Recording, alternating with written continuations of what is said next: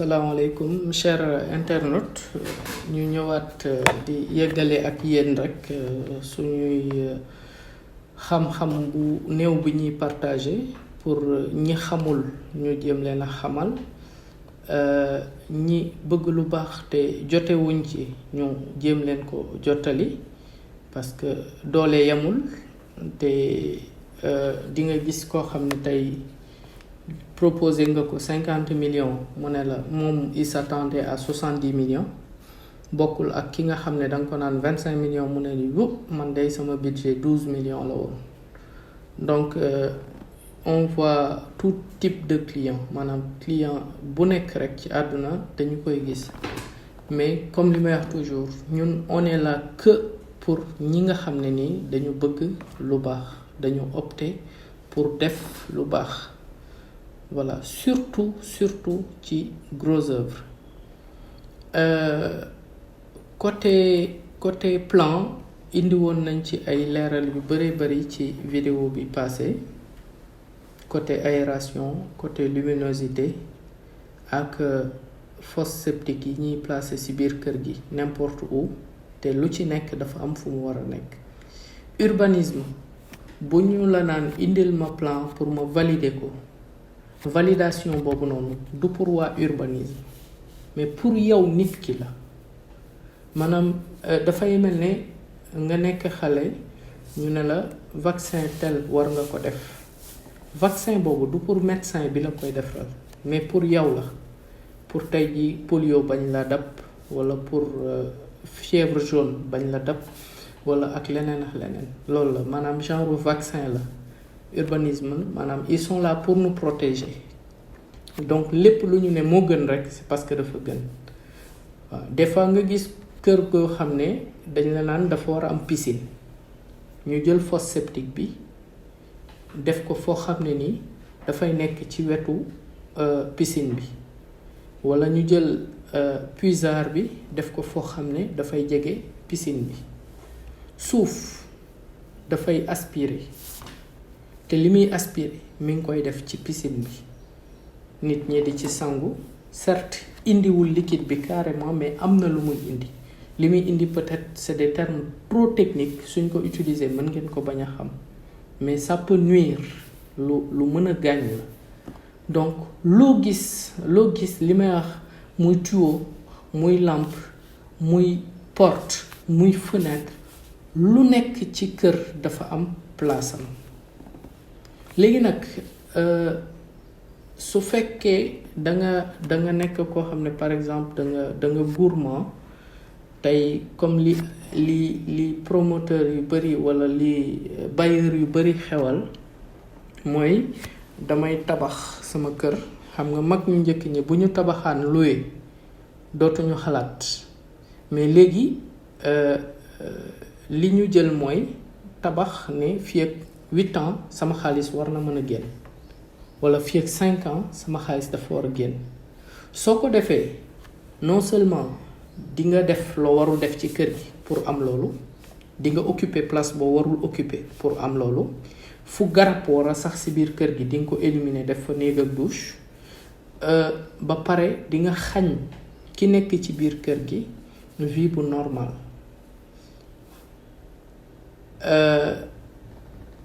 bu ñu demee ci côté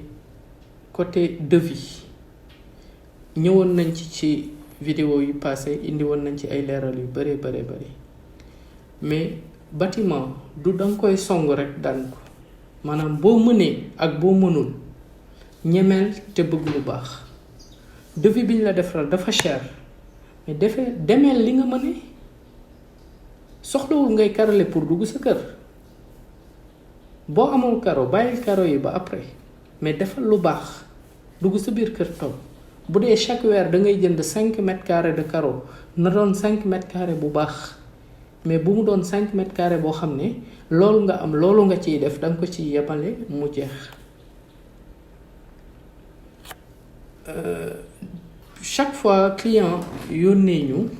ay papier dafa am par exemple benn client boo xam ne dama ko waroon defaral plan mu yónni benn mbokkam mu ñëw indil ma këyitu kër gi yëpp jox ma indil ma photocopie carte d'identité ki ko jaayoon moom photocopie carte d'identité moom ci boppam ak këyitu kër gi original yeeg yëpp mu yëkkati ko jox ma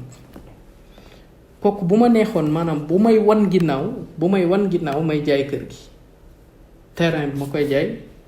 te du mujj fenn ndax du xam ko jaay jox na ma ko rek mën naa ko photocopier wala ma ne ko dama koy defaral plan su ma paree delloowaat ko voilà def li ma war a def këyit original bu kër amul fenn ci benn société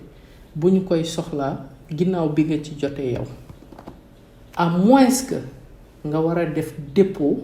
pour am këyit bu sut këyit boobu su boobaa ci lañ koy jël pour mën laa jox këyit bi nga xam ne moo sut këyit boobu bu dee délibération nga yor nga war a jàll ci bail kenn du la bàyyi nga yor délibération pare yore bail bu dee bail nga yor war a am titre foncier kenn du la bàyyi nga yore bail bi pare di wëri titre foncier donc bu mu ci mën a doon étape par étape lay doon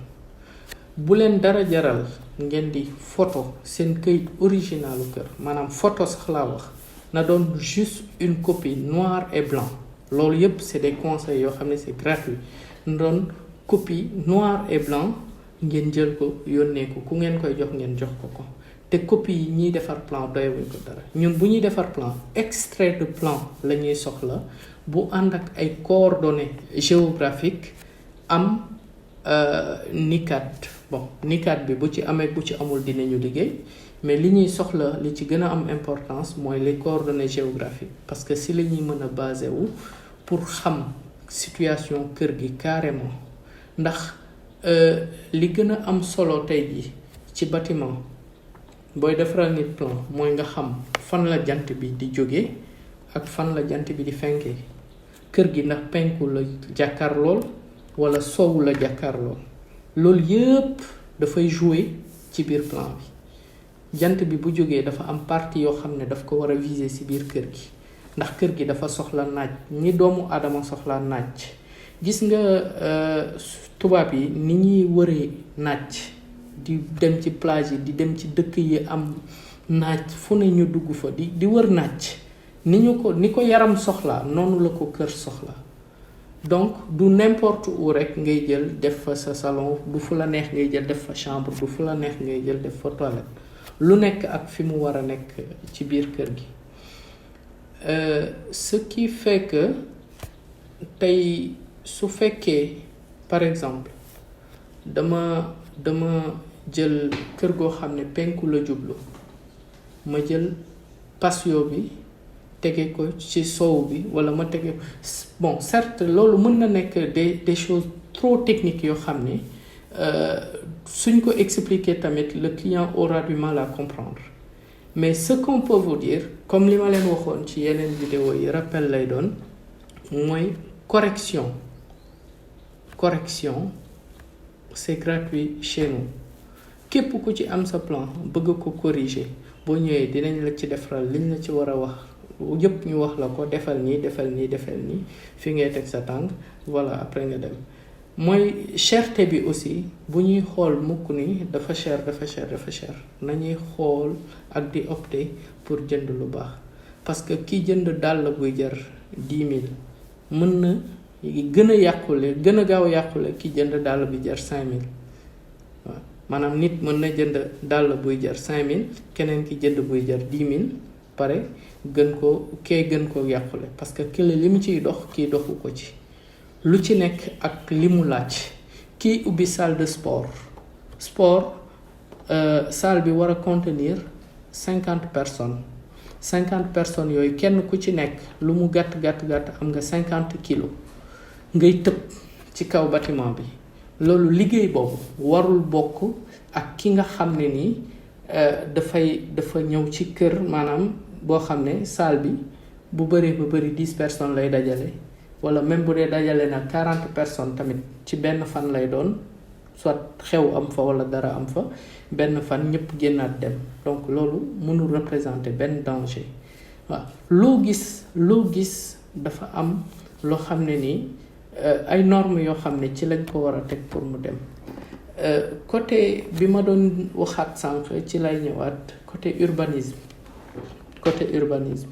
nañ leen respecter liggéeyu urbanisme. Des fois nag ñoom aussi dañuy abuser ndax mës nañ ma fi renvoyer benn plan boo xam ne bi ñu ko indee dama jël sama équipe ingénieur yi ñu taal suñu oto dem ba Rufisque dugg ci bureau bi toog ñu ne waa ji paa bi kat daf ñu ne dañu rejeter plan am ñu bëggoon a xam lan moo tax ñu rejeter ko. boobu équipe bi yëpp toog waa ji toog xool daal ne ban plan la ñu génnee ko mu xool voilà daal ne non kii man je lui disais juste que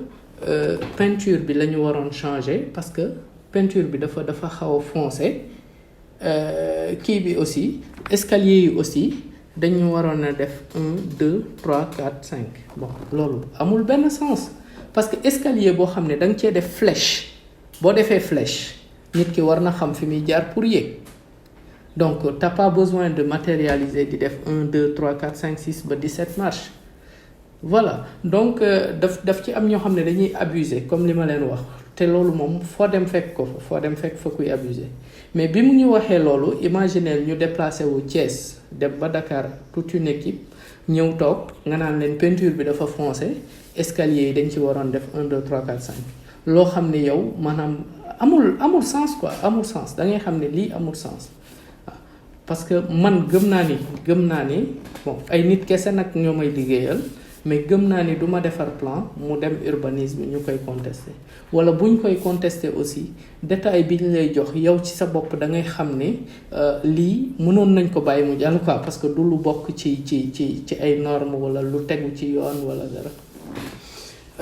li may conseiller clients yi toujours nañu bàyyi di jox seen ay plan ñi nga xam ne maîtriser wuñu plan parce que kër dafay loo xam ne du pour benn fan du pour ñaari fan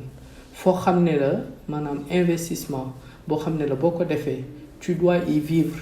éternellement tu veux y vivre éternellement surtout les maisons à usage d'habitation même si c'est à usage commercial ay doomu aadama ñoo koy utiliser mets-leur à l'aise maanaam nga mettre sa bopp à l'aise tey jii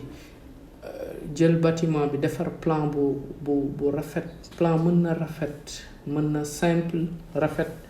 comme mën na xumb trop te du rafet nga jox plan ku xam plan mu defaral la plan bu aéré bu lumineux espace bi ci kaw yow yaa ko moom ba ci asamaan si lu la neex mën nga ko defal sa fondation bu baax prévoir sa fondation R+5 wala R+4 minimum R+3 parce qu'on sait jamais bul ne mukk rez-de-chaussée rek laa bëgg nañ ma defaral fondation rez-de-chaussée parce que tôt ou tard même boo fi nekkule sa njaboot ñëw nekk fi war a doon kër googu bu leen indil complication ñu war a raser kër gi yépp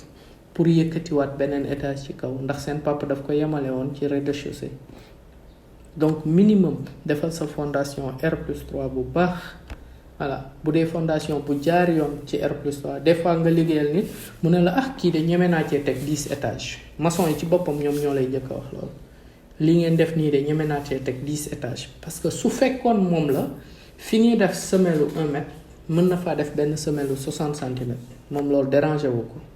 parce que xam na ni kër gi day taxaw mais à quelle fin day taxaw ba kañ parce que tey jii su ma yëkkati sama loxo bi teg ci benn xob yëkkati sama loxo bi teg ci benn brique mais nañ qu'on se dise la vérité ñaari loxo yi ban mooy njëkk a wàcc xam nga bi ma teg brique bi mooy njëkk a wàcc voilà plan béton armé njëriñam ci bâtiment moom mooy bâtiment bi du yenu dara day mel ne xob la téye rek taxaw bu dee da nga respecter normes yi bâtiment bi day mel ne briques yi ñu ci teg day mel ne ay xob yu taxaw bu fekkee nag maçon yi dañu ko liggéeyal ñoom ak seeni façon ñëw gas rek implanter la ay semelle na poto yi taxaw rek lépp taxaw su boobaa kër gi dafay yenu parce que ñoom yenu boobu dafay maanaam xooluñu li bâtiment bi attan ñu teg ko dañoo ne maanaam lii war naa mën a nekk ñoom seen calcul loolu lii war naa mën a nekk donc day nekk mais à quelle fin maanaam fii ak 10 ans après lan la loolu di tekki fii ak 15 ans lan la loolu di tekki ndax da ngay war a dem 10 ans war a génnaat dem wuti location daaneel kër gi yëkkatiwaat wala dafa am une partie de la maison boo xam ne dafa commencé détérioré wu da nga koy daaneel dem loué jiwaat coût boobu noonu mu lay coûter location bi ngay dem defi génnaat sa kër defaraat coût boobu mu lay coûter amaana boo ko yokkoon ci sa liggéey bu njëkk doo yegg si fii voilà donc comme li may wax toujours aussi client bi nekk Chine client bi nekk États-Unis ak ki nekk France bokkuñu ay horaire képp ku ci soxla société bi muy Sogetras muy Kan Immo ñaari société yëpp bi société immobilier la moo gère lépp lu jëm ci wàllu foncier képp ku ci am këyit nekk à l'étranger defal nañ ko fi nit ba tàyyi dañ lay defaral say këyit ba mu baax yónnee la ko ba fa nga nekk lépp lu jëm ci wàllu BTP boo duggee ci biir Sogetras incha allah dinañ ko satisfaire léegi nag côté immobilier bi comme li ma doon expliquer léegi lu dul bàyyi ak titre foncier bàyyi nañ ko jaay du ñu ne mosuñu ko jaay parce que jaay nañ ko te amuñu benn problème buñ ci risqué waaw mais dinaa ci indi benn leeral bu tuuti rek mooy délibération état dafa am lu mu jël léegi benn secteur ngay jël ñëpp def ko délibération mu jékki-jékki ñëw indi titre foncier ak nikat ku ne xam na ni titre foncier ak nikat fu mu am délibération dootu fa amati valeur